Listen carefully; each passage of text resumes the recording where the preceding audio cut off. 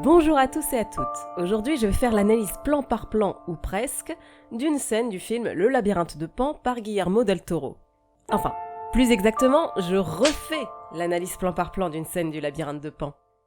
Eh oui, ma toute première analyse plan par plan, c'était il y a plus de 10 ans. À cette époque, j'étais au lycée et je devais rendre un devoir en cinéma audiovisuel. J'ai regardé Le Labyrinthe de Pan au ralenti pour pouvoir saisir chaque détail, de chaque plan, pour en extraire toute la beauté technique propre au genre cinématographique. Bon, j'avoue que je voulais surtout avoir un bon 16/20 minimum, comme la grosse intello que j'étais. Toujours est-il que si je fais des analyses plan par plan aujourd'hui, c'est parce que je me suis rappelé de ce travail que j'avais fait sur le Labyrinthe de Pan, et à quel point j'avais apprécié le faire. Donc, suivez-moi dans ce retour aux sources, et enfonçons-nous dans les entrailles du Labyrinthe de Pan.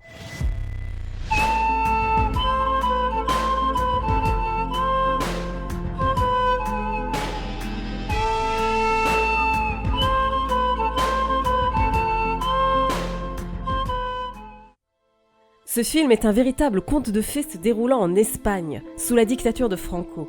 On y suit les aventures de la petite Ophélia, qui accompagne sa mère enceinte auprès de son beau-père, le terrible capitaine Vidal. Ce dernier est chargé d'éliminer un groupe de résistants se cachant dans les bois.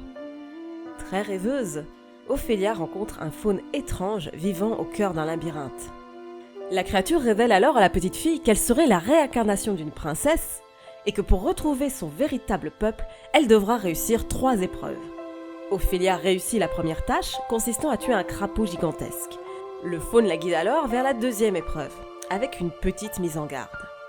No comáis ni bebáis nada, absolutamente nada.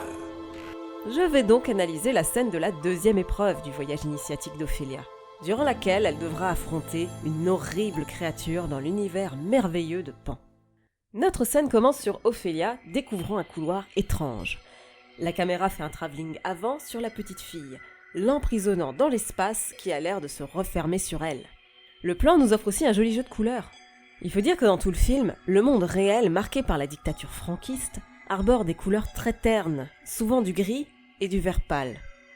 C'est pourquoi Ophélia porte un ensemble vert pastel avec un manteau militaire assez strict.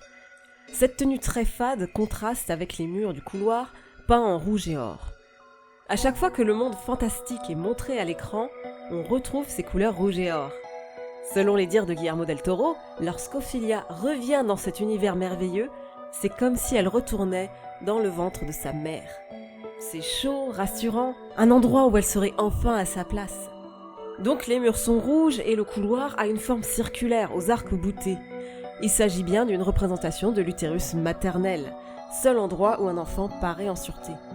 Pourtant, Ophélia réalise vite qu'elle n'est pas dans un endroit si accueillant que ça. Le plan suivant révèle une salle qui là encore a une forme utérine, aux couleurs rouge et or, mais au centre de laquelle se trouve une créature. Et à ce stade, la mise en scène ne permet pas de comprendre ce qui se trouve sur la table, ni de voir distinctement le monstre qui y siège. Pourtant, il s'agit d'un véritable plan d'ensemble qui montre absolument tout ce qui sera utile dans la scène, comme je vais vous le montrer. La caméra suit la marche d'Ophélia et on finit par voir ce qui se trouvait sur la table, à savoir d'innombrables victuailles. On peut y distinguer un plat de crustacés, un pichet de vin, des fruits de plusieurs saisons comme une citrouille et des baies, de la gelée... Le tout, là encore, d'un des tons écarlate et doré. Quand la caméra arrive sur la créature, au lieu de s'arrêter brusquement comme ferait tout film d'horreur adepte du screamer, elle ralentit son mouvement et s'élève légèrement. Ainsi, le plan enferme à nouveau la petite fille, mais cette fois-ci avec un être inconnu et assez effrayant. Malgré tout, difficile de savoir à ce stade s'il s'agit vraiment d'une menace. Après tout, la créature reste parfaitement immobile, et le faune aussi avait une sale tête. C'est sans doute pour ces raisons qu'Ophélia se permet d'attraper l'assiette posée juste devant, et sur laquelle 2 yeux sont posés. On reviendra plus tard là-dessus. En regardant au plafond, Ophélia aperçoit une série de fresques représentant la créature en train d'empaler et d'engloutir des enfants façon Saturne dévorant un de ses fils par Goya. Et par pitié, dites-moi que je ne suis pas la seule à avoir eu des cauchemars à cause de ce tableau. Bon, on a donc enfin la certitude que ce monstre est loin d'être amical, et qu'il s'apparente aux ogres des contes de fées. Pourtant, le design de cette créature est très éloigné de la version traditionnelle des ogres. plutôt représentés comme des humains très grands, mais aussi très corpulents, imposants, avec éventuellement de grandes dents.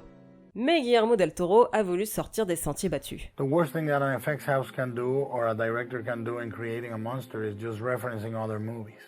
Ouf, pas sûr que notre Jean-Pierre Jeunet national apprécierait d'entendre ça.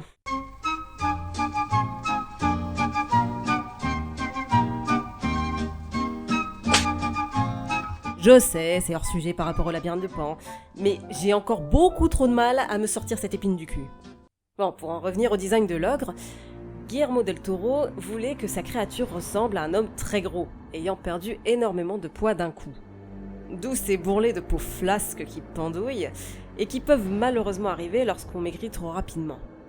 Le teint blanc de l'ogre, quant à lui, fait qu'il est désigné sous le nom de l'homme pâle, Pale Man. Malgré ce design assez particulier, l'homme pâle reste un ogre, une menace pour les petits-enfants, et donc aussi pour Ophélia. Ce qui est prouvé par le plan montrant un tas de petites chaussures au pied d'un pilier.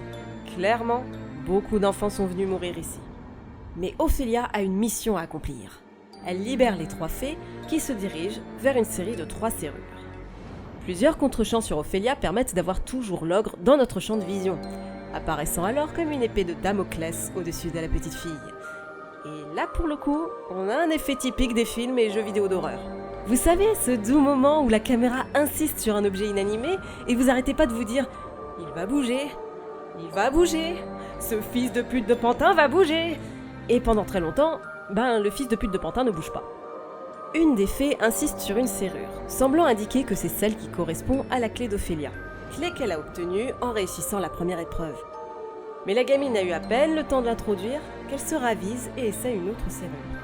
Ce passage est un peu difficile à interpréter, et pour ma part, je n'ai trouvé qu'une seule explication. Tout le film est clairement un plaidoyer en faveur de la désobéissance civile.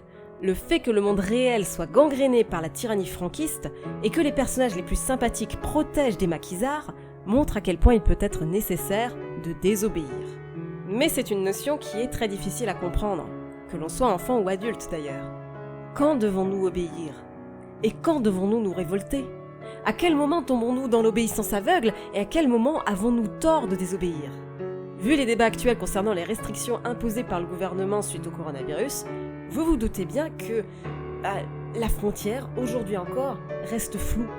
Le film Le Labyrinthe de Pan est très loin de résoudre ce problème, mais il a le mérite de le poser à de nombreuses reprises. En refusant de tourner la clé dans la serrure désignée par la fée, Ophélia désobéit à l'autorité de la fée. Ma théorie, c'est qu'en réalité, la clé peut ouvrir les 3 serrures, mais que chacune ouvre un chemin différent. C'est d'ailleurs un peu confirmé par le menu de mon DVD où, dans une espèce de jeu interactif, on peut choisir d'ouvrir n'importe quelle serrure pour accéder à des bonus différents. En prenant un chemin autre que celui désigné par la fée, Ophélia apprend à ne pas obéir aveuglément à une autorité quelconque, ce qui n'est pas inné. La désobéissance à une autorité s'apprend. C'est ce qu'a révélé l'expérience de Milgram en 1963. Si une autorité, en l'occurrence un professeur, vous ordonne d'envoyer une décharge électrique de 450 volts, c'est énorme. 450 volts à une personne, malgré ses supplications, il y a environ 62% de chances pour que vous le fassiez, même à contre-cœur. L'expérience a révélé que les candidats ne présentaient pas de réels signes de sadisme, mais qu'ils étaient en réalité facilement rassurés ou convaincus par les arguments et ordres du professeur. Désobéir à un ordre, même disproportionné, n'est donc pas un réflexe naturel. Et le fait qu'Ophélia ne suive pas les règles a des conséquences. Nous le verrons un peu plus tard. La première conséquence, c'est qu'elle trouve un poignard dans la cache, poignard qui sera nécessaire pour accomplir la 3e et dernière épreuve. Elle se retourne ensuite pour s'assurer que l'ogre ne bouge toujours pas. Mais elle s'approche ensuite des victuailles qui semblent maintenant la tenter, alors que jusque-là, elle ne s'y était pas trop intéressée. Il faut rappeler que le capitaine Vidal rationne les habitants, et en plus la mère d'Ophélia l'a punie en la privant de dîner.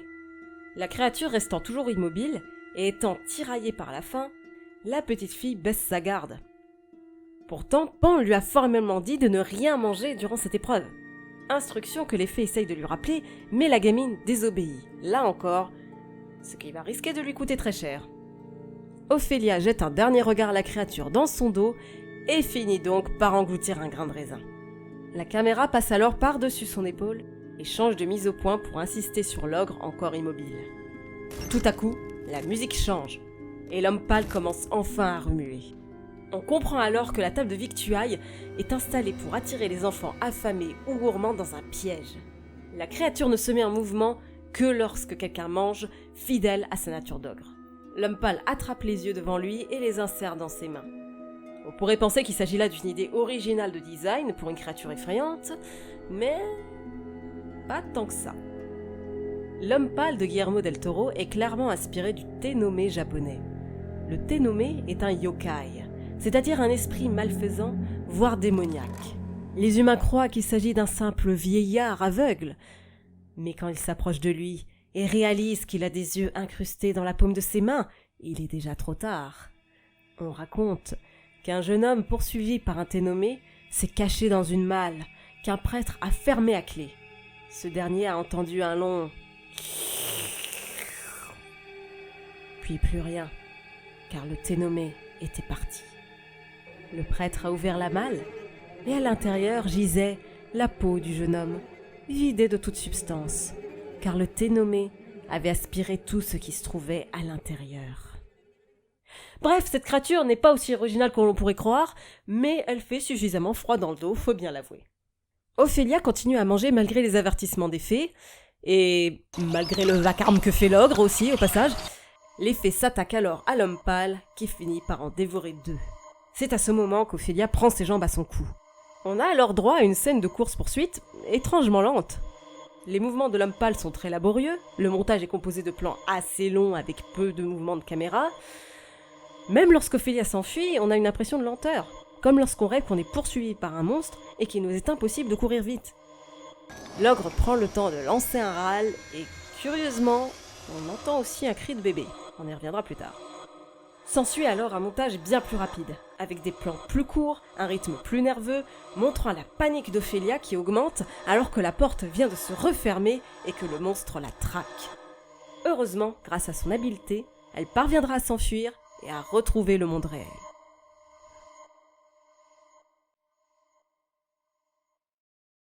Bon, j'ai analysé la plupart des plans de la scène. Mais si je m'arrêtais là, vous resteriez peut-être sur votre faim. Car il y a une chose que je n'ai pas interprétée jusqu'au bout. Et cette chose, c'est la symbolique de l'homme pâle et ce qu'il représente dans le film. Pour moi, l'homme pâle est la représentation qu'Ophélia se fait de son petit frère, encore à l'état de fœtus dans le ventre de sa mère. Je sais. Laissez-moi vous expliquer. Je rappelle que l'ogre pousse des cris de bébé, se trouve dans un lieu rappelant l'utérus d'une femme, et se déplace très lentement. Aussi, Ophélia fait remarquer plusieurs fois que le bébé rend sa maman malade. ¿Has visto a mi madre? ¿A qué es guapa? Sí. Está enferma de niño. ¿Lo has notado? Au début du film, elle semble rejeter le fœtus, fils d'un homme brutal et monstrueux, et dont la grossesse risque de tuer sa mère. Ce n'est qu'après sa rencontre avec l'ogre qu'elle commence à prendre soin du bébé. Ce pourrait donc être, pour moi, une représentation cauchemardesque de la peur que lui inspire son petit frère. Peur que beaucoup d'enfants peuvent ressentir à l'arrivée d'un bébé venant bouleverser la famille. Mais elle surmonte cette angoisse et fait finalement preuve de bienveillance envers son petit frère. Je sais que cette interprétation ne convaincra pas tout le monde. Et d'ailleurs, c'est pas celle de Guillermo del Toro lui-même. Dans une interview pour Twitch Film, le réalisateur a expliqué tout son film, y compris la signification de l'homme pâle. Pour moi, l'homme pâle représente l'Église, vous voyez ? Il représente le fascisme et l'Église dévorant les petits-enfants alors même qu'ils ont une incroyable débauche de nourriture sur la table juste devant eux. Il y a presque une envie de manger l'innocence, une envie de manger la pureté. Alors, on va passer sur le fait que l'Église est complètement absente de tout le film, mis à part le curé qui mange dans une scène et qui dit 3 fois rien.